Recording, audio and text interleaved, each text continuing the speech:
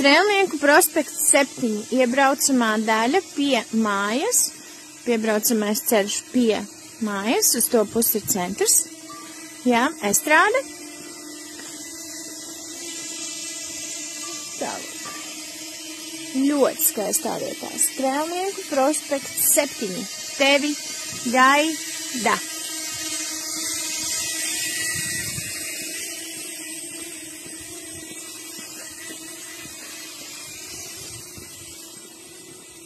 Nu, tālāk.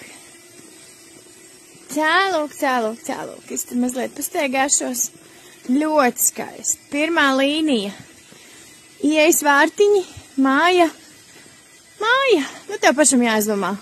Ko darīs ar māju? Jauks nost vai renovēsi?